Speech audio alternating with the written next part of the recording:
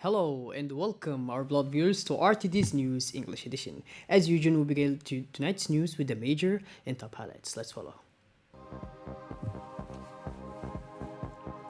The head of state presides over the work of the Council of Ministers.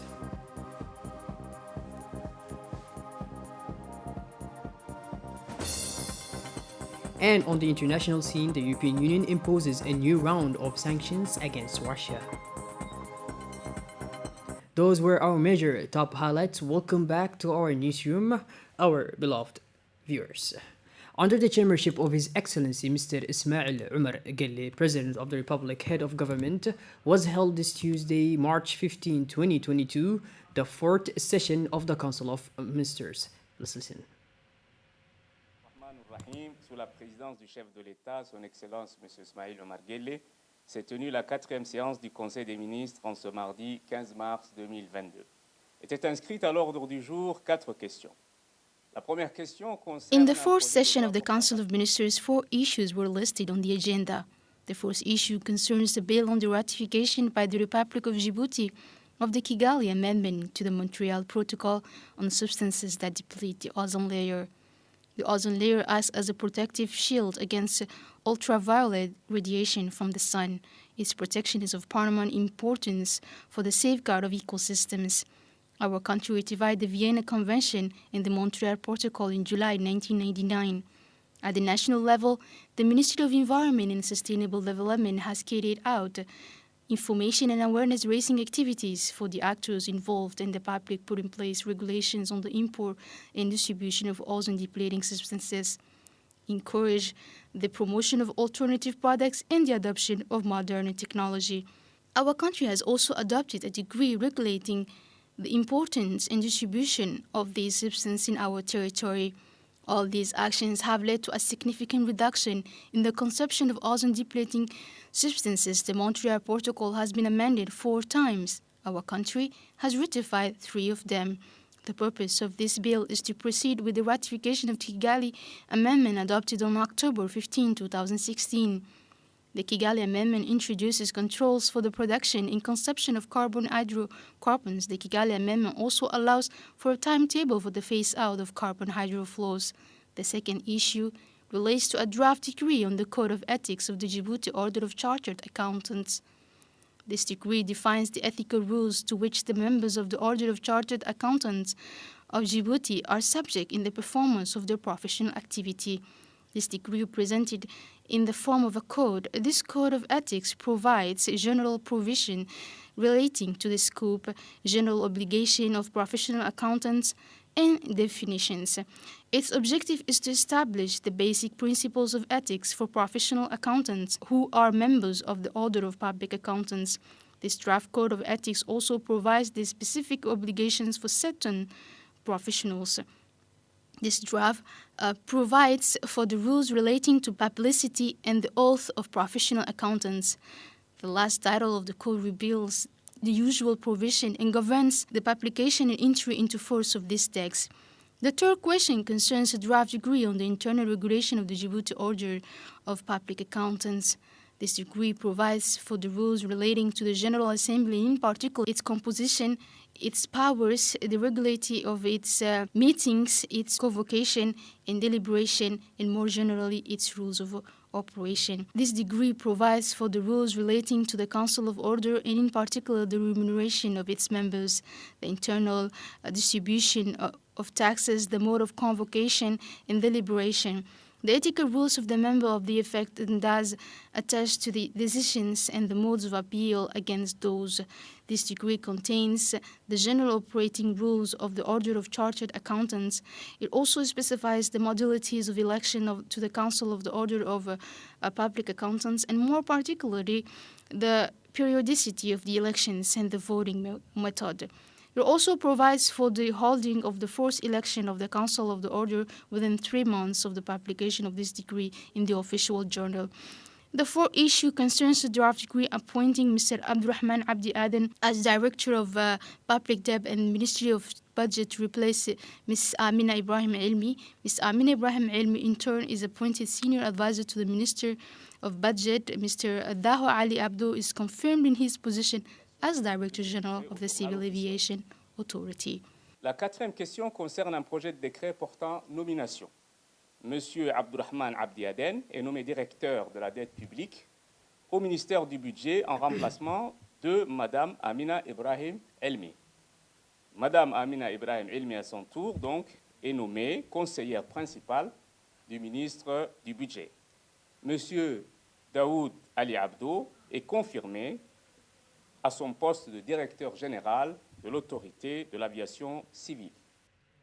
Last Thursday, corresponding to the 10th of this March, the President of the Republic, Mr. Ismail Omar Guelleh, chaired an important meeting that focused on the repercussions of the rise in the prices of primary foodstuff and the solutions needed to be taken to mitigate the repercussions of this phenomenon. Let's follow this special edition concerning this.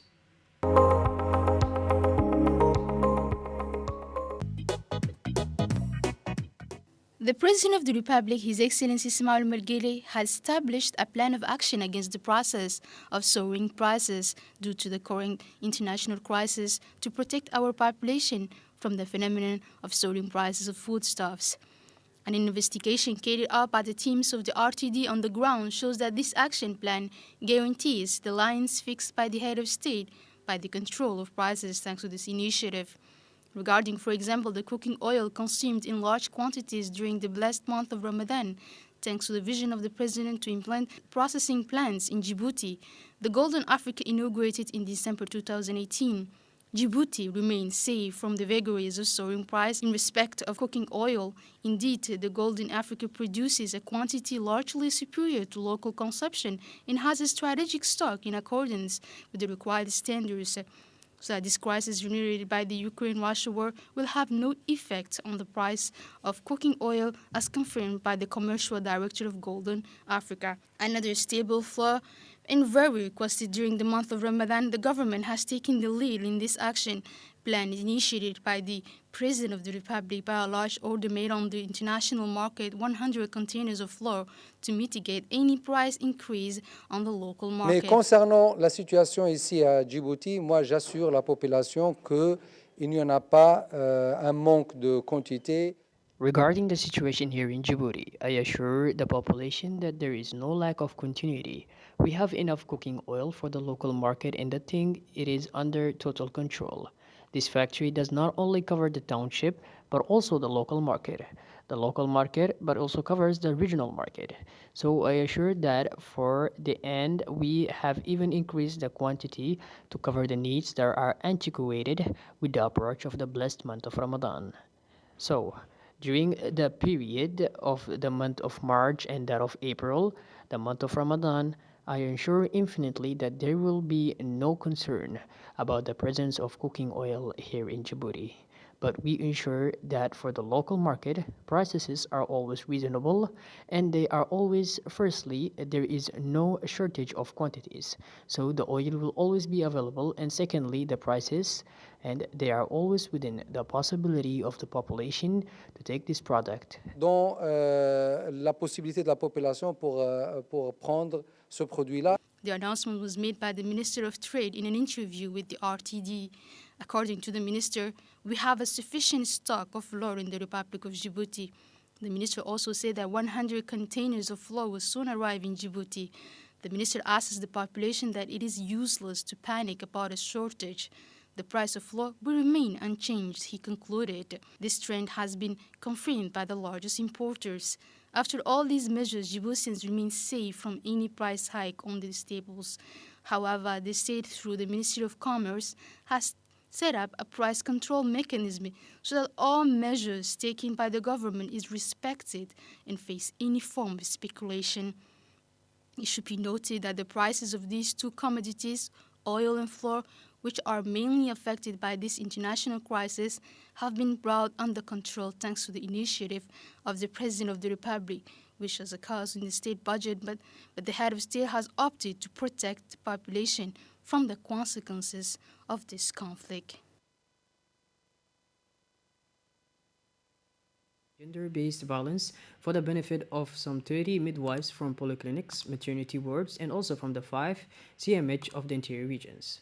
Organized with the support of the IOM, this training workshop was launched by the director of the DSME, the Directorate of Mother and Child Health, Mrs. Fatuma Ali Abdullah, who recalled the importance of the establishment of an effective coordination mechanism to assist and support women victims of gender-based violence.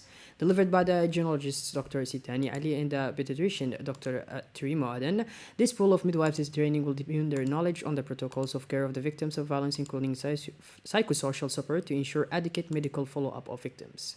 In addition, the availability of use of post-exposure polyclinics kits will also help prevent any complications or risks of communications such as STDs, HIV, or unwanted pregnancy. Spread over 3 days, this training aims to establish an effective and rapid network of care in relation to gender-based violence with the establishment of a coordination and care unit that will be placed under the Sheikh Hospital in Balbala. The prevention and fight against violent extremism, which is also known as PCVE, is more effective, sustainable, and meaningful by integrating the participation and perspectives of women. It is in this sense that a high-level regional workshop on building women's capacity in strategic communication was launched this morning at the Campus Key Palace Hotel. Organized by the IGAD Center of Excellence for the Prevention and Countering of Violent Extremism in the Horn of Africa, this regional workshop was attended by the IGAD Executive Secretary, Dr. Orghane, the Vice President of the National Union of Djibouti Women, Mrs. Hasna Hamad Bilil, the United States Ambassador to Djibouti, His Excellency Mr. Jonathan Bratt, the European Union Ambassador to IGAD, Mr. Aidan O'Hara, ambassadors of the IGAD region, as well as ambassadors of friendly countries and many other women representing their respective countries. It is a fact that violent extremism has gender dimensions. These have different consequences for women and girls, men and boys. Women are often seen only as victims of violent extremism, but in reality, women play multiple roles. They are in front lines of prevention and response. They lead civil, social, society organizations and build community resilience. As such, this 3-day workshop will promote women as agents of peace and support them in developing strategic communication to contribute to peace building and violence prevention. To mark this launch of this regional workshop, several speeches were made, including by the ambassadors of the United States and the European Union in Djibouti, who stressed the importance of including women in the fight against violent extremism.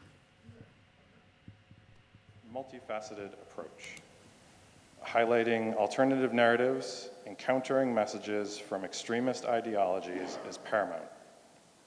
Recognizing that women are essential actors in the fight against violent extremism, I applaud the Center's initiative to convene women's organizations for this important training. Having women skilled in advocacy and prevention techniques across the region is central to the effort to countering extremism. Women act as gatekeepers to their communities and provide a first line of defense against radicalization and recruitment to violence in their families and communities. Our support for the IGAD Center of Excellence is part of our efforts to promote peace, stability, democracy, human rights, gender equality, and the rule of law under our new Horn of Africa strategy. The European Union and IGAD, we're multilateral organizations. We both believe that multilateralism is the best way to prevent conflicts and settle disputes. Our hosts in Djibouti are fervent supporters of multilateralism. Adherence to the UN Charter and respect for international law are at the very heart of Djibouti's foreign policy. And UN Security Council resolutions 1325 and 2242 have the force of law. The Vice President of the National Union of Djibouti Women, Madame Hasna, delivered a speech in which she indicated that the Union plays a pivotal role in promoting the role of women in the country. Let's listen to her. C'est un honneur pour moi d'être là pour l'ouverture de cet atelier dédié aux femmes de la région de l'IGAD. It is an honor for me to be here for the opening of this workshop dedicated to the women of the IGAD region. The National Union of Djibouti Women is an institution chaired by our First Lady, President of this institution, and it plays a leading role on the issue of women in Djibouti, and also at the international level for the emancipation of women and fighting against all forms of violence against women. Moreover, a listening and orientation unit has been created within our institution. This unit welcomes all women who have been violated in the Kabul and in the 5 regions. The Djiboutian family has moved forward in women actors in all levels of the decision-making spheres, thanks to the inclusive policy of our President of the Republic, Ismail Omar Guelleh.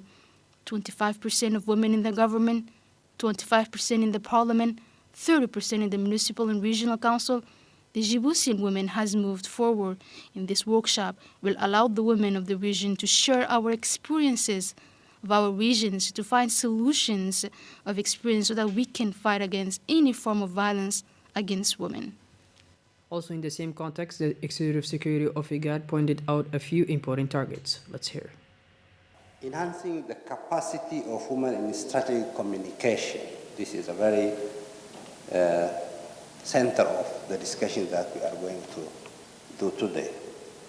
The objective of which is to empower women from the IGAD region to prevent and counter violent extremism by developing alternative and counter narratives.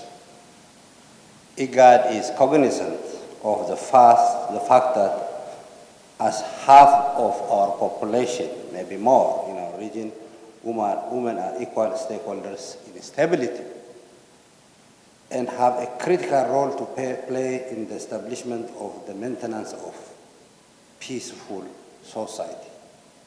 However, at the same time, women and children are the most disproportionately affected by the effects of the violent extremists and conflict in general and specifically in our region as well.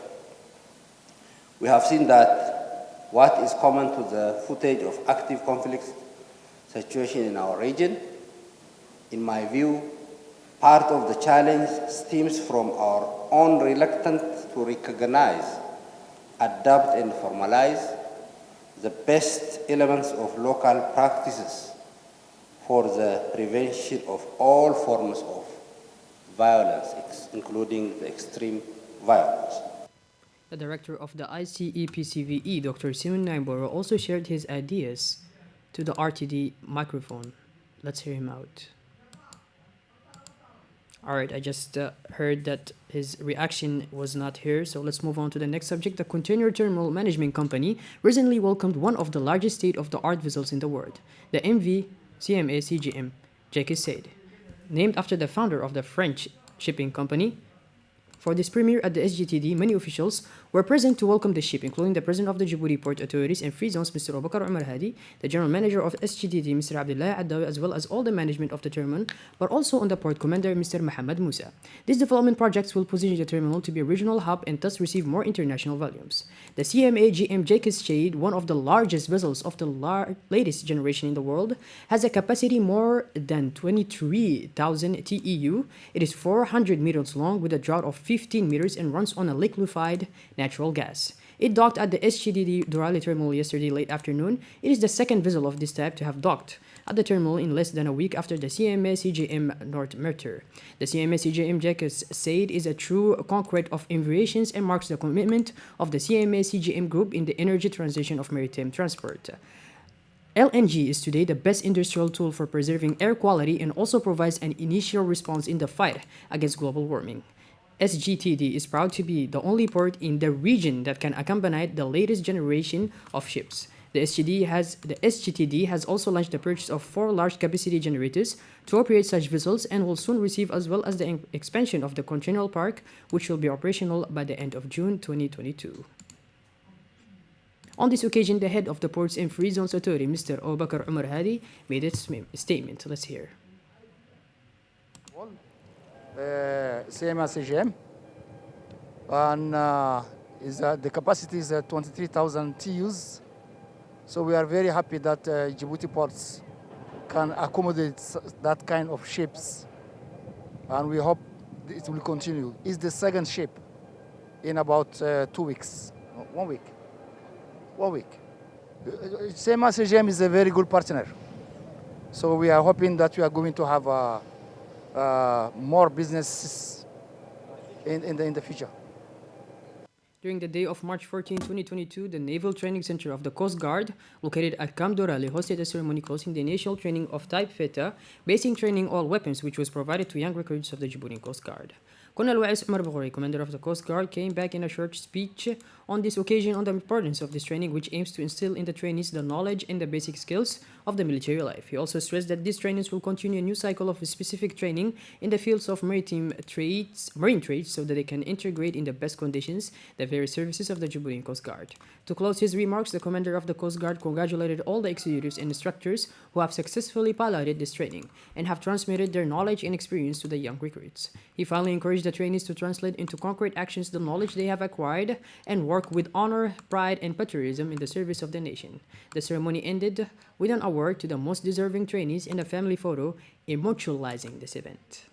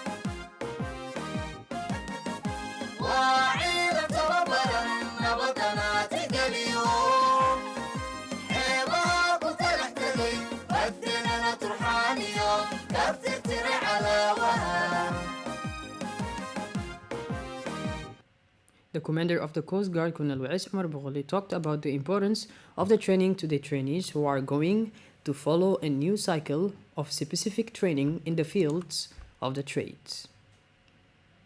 During the morning of March 14, 2022, the International School of Training in the Practice of Judicial Police hosted a ceremony to launch a 3-day training for the benefit of judicial authorities of the National School of Judicial Studies. The International School for the Practice of Judicial School, in accordance with the instructions of Colonel Zakaria Hassan Aden, Chief of Staff of the National Gendarmerie, contributes to the training provided to future magistrates of the Ministry of Justice. The launching ceremony of this training for the benefit of this class of 12 justice auditors was chaired by Lieutenant Colonel Hussein Mohammed Kaya, Director of the EI3PG, and in the presence of the Director of the ENEG, Mr. Maktar Ibrahim Ahmed. These two auditors successfully delivered their speeches. The objective of this training is to consolidate the knowledge of students magistrates in the field of judicial stool, criminal procedure, and forensic science. These trainers will be trained on hearing techniques, methodology, and investigation techniques, as well as on the importance of forensic science in the process of finding material evidence. The training will combine theory with practice, and the trainee forensic auditors will attend a demonstration of crime scene management and will also have the opportunity to visit the forensic laboratories of the EI3PG. At the end of this 3-day training period, the trainees will benefit from a 2-week immersion course in the Gendarmerie Territorial Brigades. During their internships within the Gendarmerie Brigades, these trainees will rub shoulders with the OPJs of the Gendarmerie in the exercise of their function as investigators. Finally, this morning dedicated to the launching of this training was officially closed by a family photo. The Director General of the National School of Judicial Studies expressed in his speech his pleasure to participate in this course that would enhance the capabilities and efficiency for the benefit of financial justice auditors. It is with dismay that we learned of the death of Mrs. Amran Douali Khairi a few days ago in Nairobi, where she lived for a long time. Born on the 3rd of February 1972 in Djibouti, she leaves behind 4 children. May the Almighty open the doors of His paradise to her. Inna lillah wa inna ilayhi raji'un. Shifting gears towards the international scene, now the European Union has agreed to freeze the assets of Roman Abramovich, the billionaire, in part of a list of 50 new Russian personalities to be sanctioned.